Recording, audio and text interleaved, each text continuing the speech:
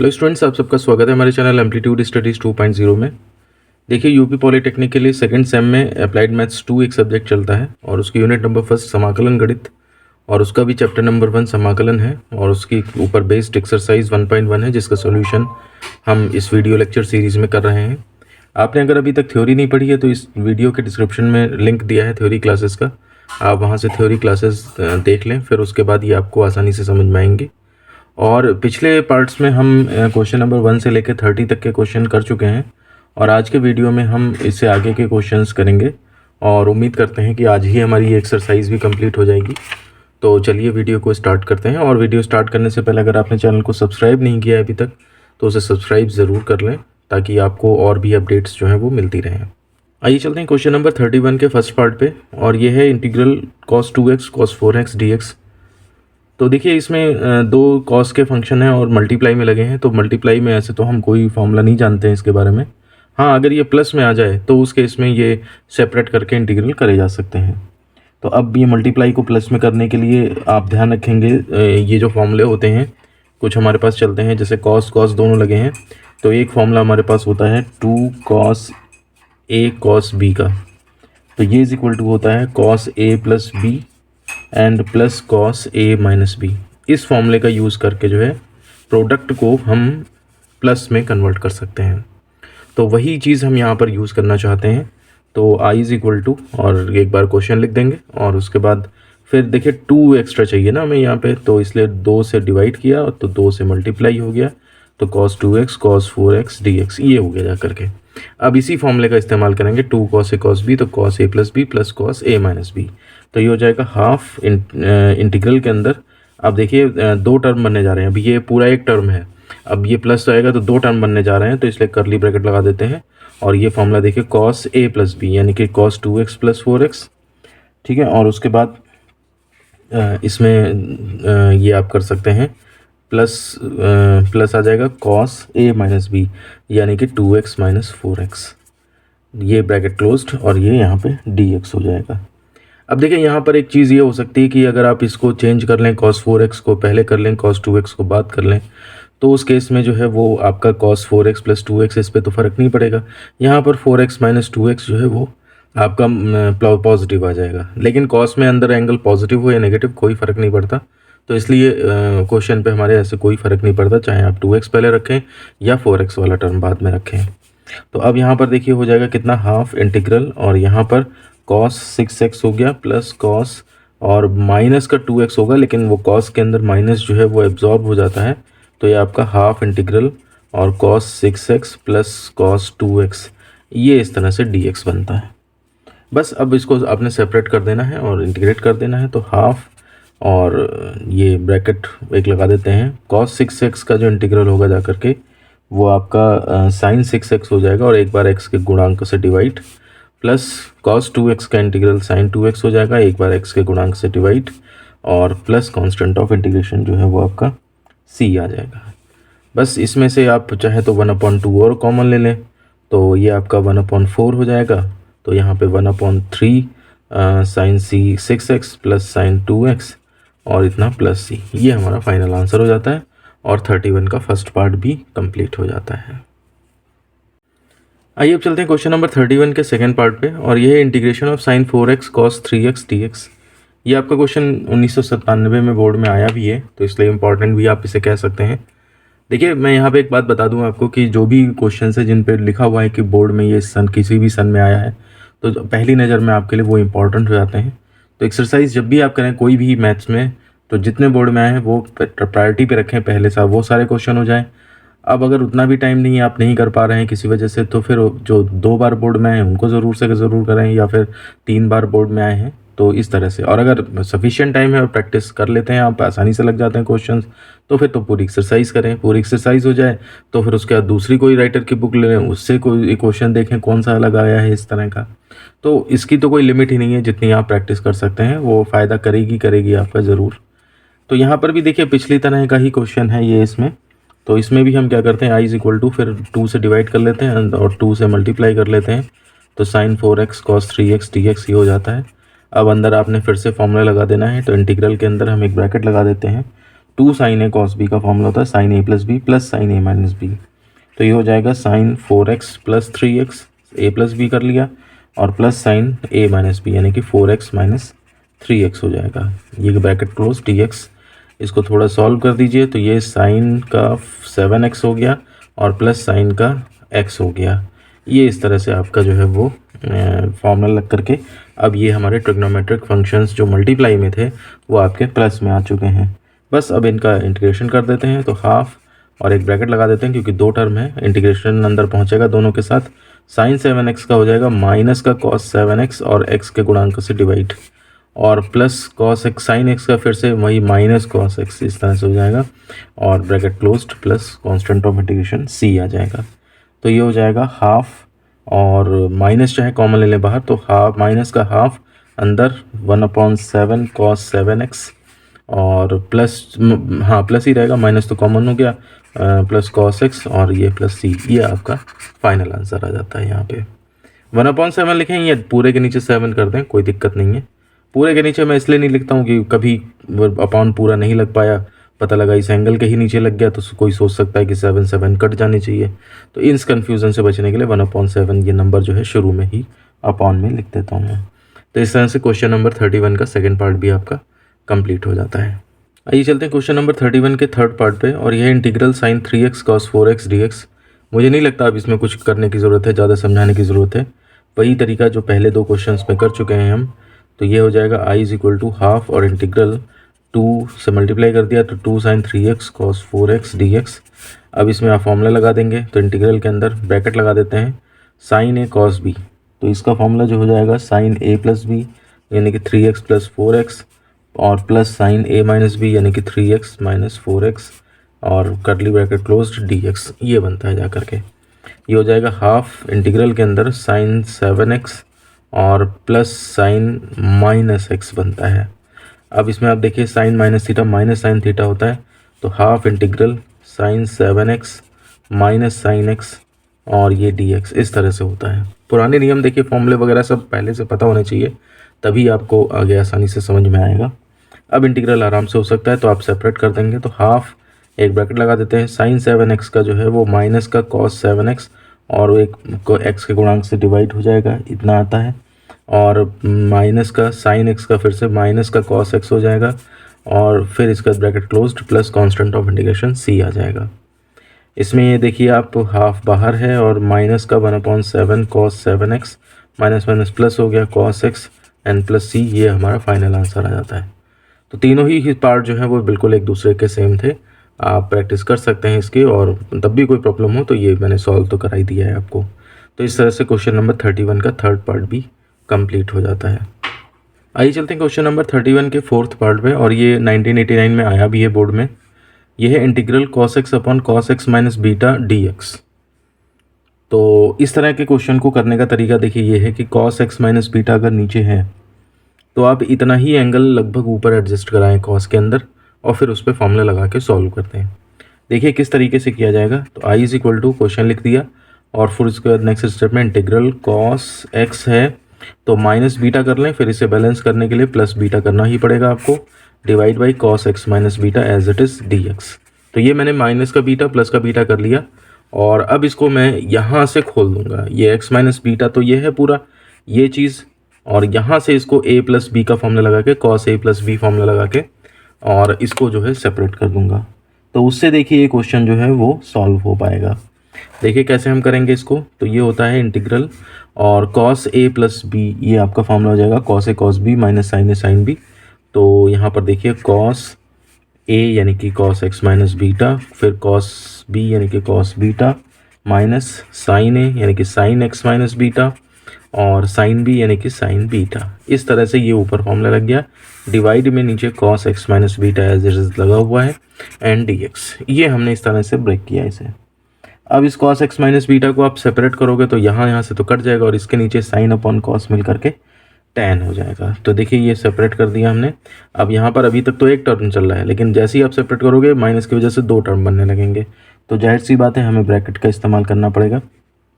तो ये हो जाएगा आपका सेपरेट किया तो cos x minus beta cos beta upon cos x minus beta, और माइनस का sine x minus beta sine beta upon cos x minus beta D x. ये इस तरह से आया जा करके, इसके अंदर तो ये कैंसिल हो जाएगा और इसके अंदर ये tan बन जाएगा। तो ये और इंटीग्रल को भी अंदर अंदर कर दीजिए आप हर एक के साथ, तो ये हो जाएगा integral cos beta D x, ये तो पहले वाले में हुआ जा करके, और माइनस का sine beta tan x minus beta, है ना, ये इसका बना डिवीज़न और इंटीग्रल और dx, ये इस तरह बना जा करके।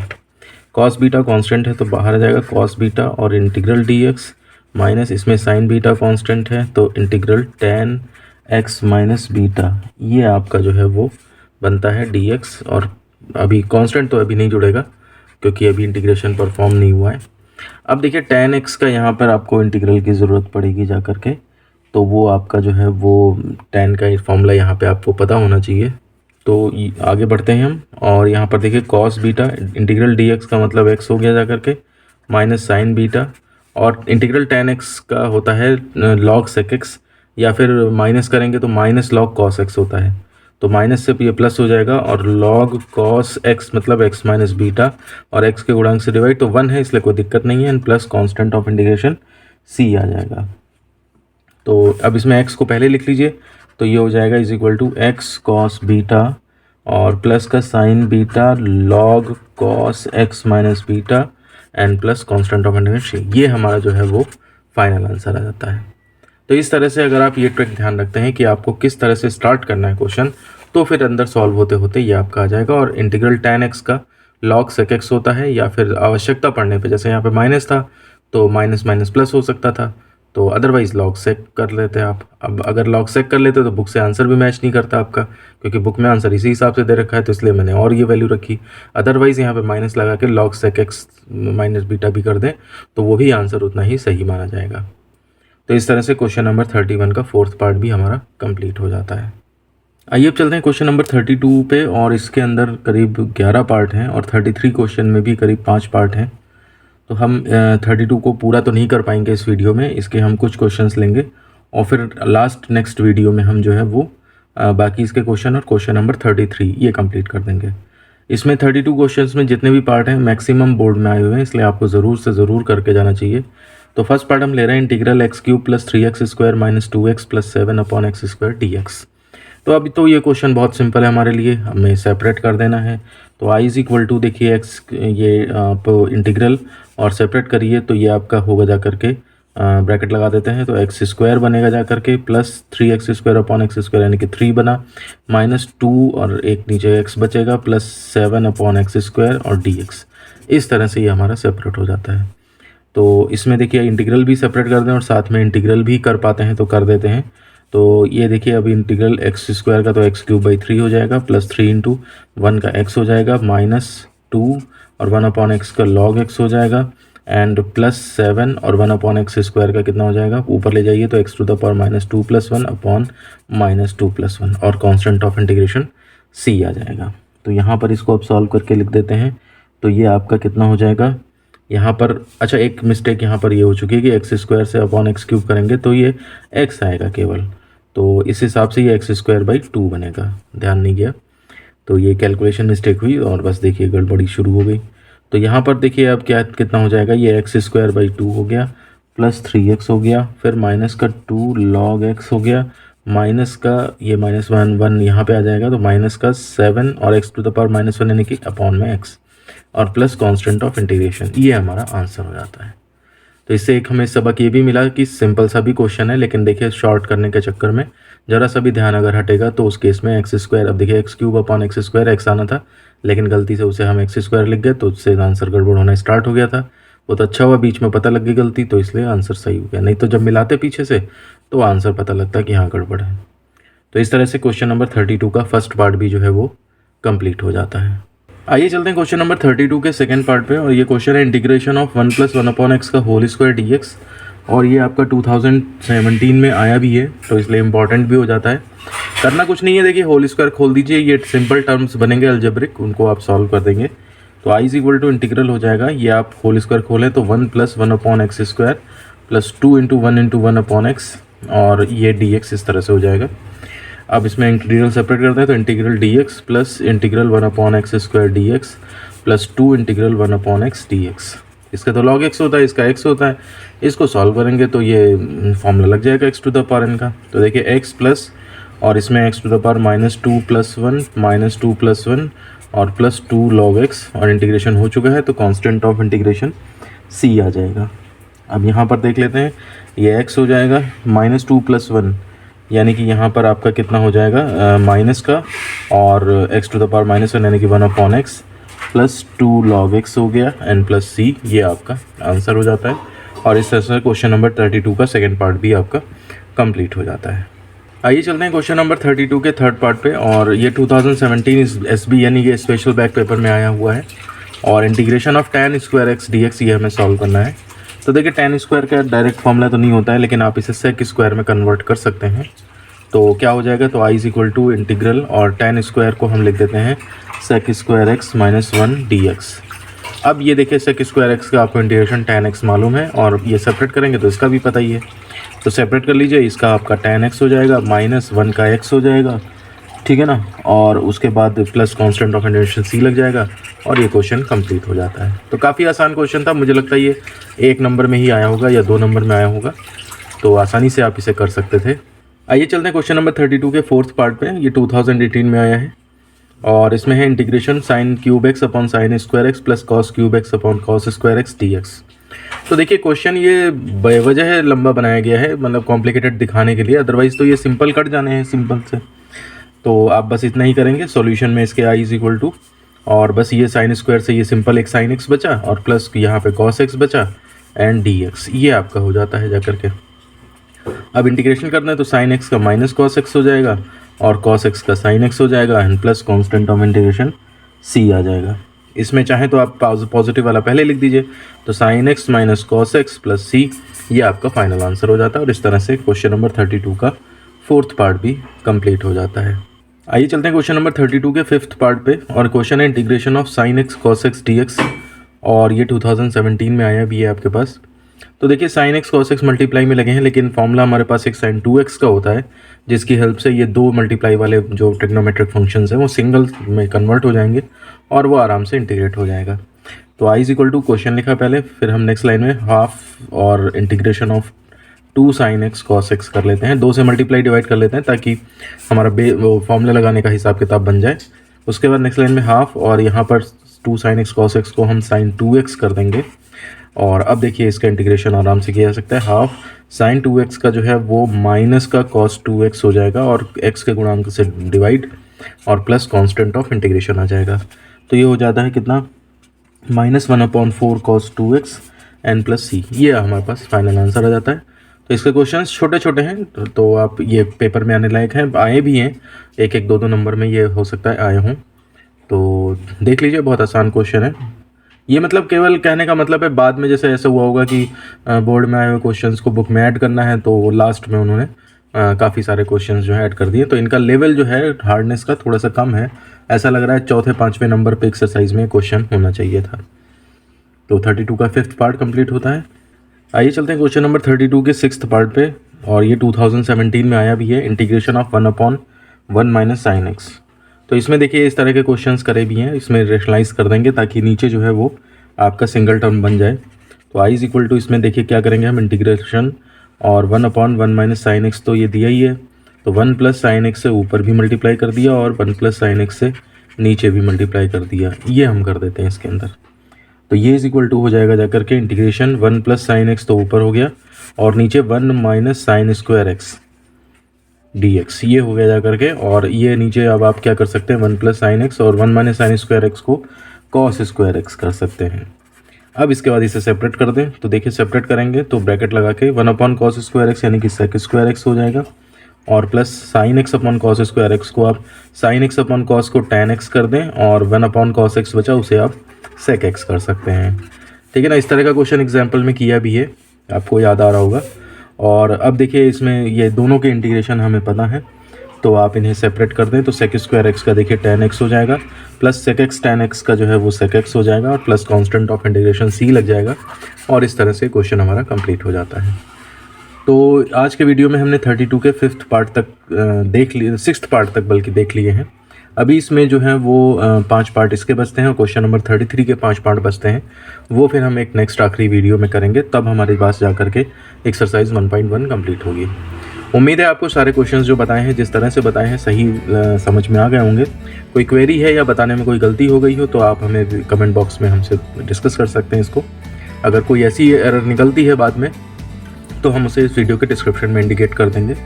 और अगर आप चैनल पे पहली बार आए सब्सक्राइब ज़रूर कर लें। अपने दोस्तों को भी शेयर करें ये वीडियोस, ताकि वो भी उनको भी पढ़ाई में कोई समस्या ना आए। तो वीडियो को फिर ख़त्म करते हैं, मिलते हैं हम आपसे नेक्स्ट वीडियो में। धन्यवाद।